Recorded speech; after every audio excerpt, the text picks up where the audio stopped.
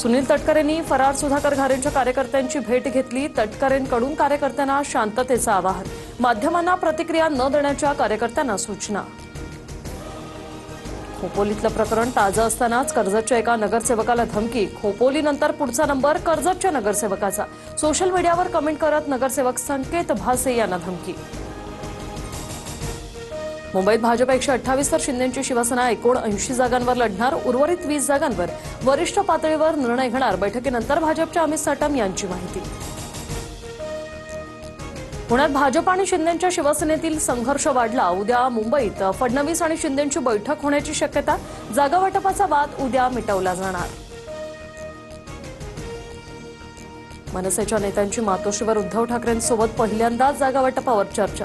माहीम, शिवडी, विक्रोळी आणि भांडूपमध्ये प्रत्येकी 2 जागा हव्या, मनसेची आग्रही मागणी।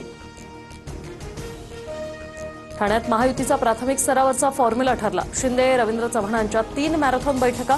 ठाण्यात शिवसेना 81 ते 85 जागा लढण्याच्या तयारीत। पुण्यात 2 राष्ट्रवादी एकत्र लढणार नाहीत। अजित पवारांसोबत जाणार नाही, युती करण्यापेक्षा मवियासोबत लढू, असं सुप्रिया सुळेंनी सांगितलं। अंकुश काकडेंचा दावा।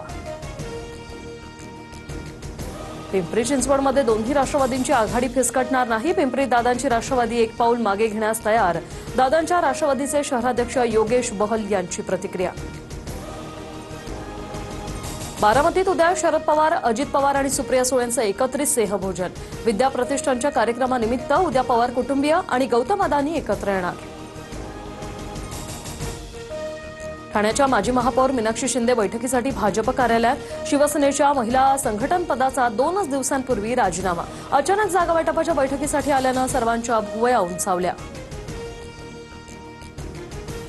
ठाण्यात भाजपकडून पंतप्रधान मोदींचे बॅनर, नमो भारत नमो ठाणे असा बॅनरवर उल्लेख। तर भाजपला ठाण्यात शिंदेंचा पराभव करायचा आहे, राऊतांची टीका।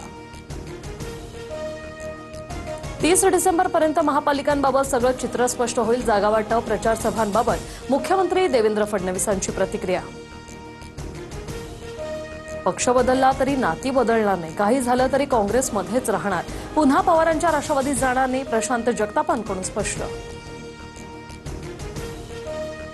पुण्यात गुंड बंडू आंदेकरकडून मनपा निवडणुकीसाठी उमेदवारी अर्ज दाखल। आयुष कोमकर हत्या प्रकरणी बंडू आंदेकर सध्या न्यायालयीन कोठडीत। अर्ज भरताना बंडू आंदेकरकडून घोषणा।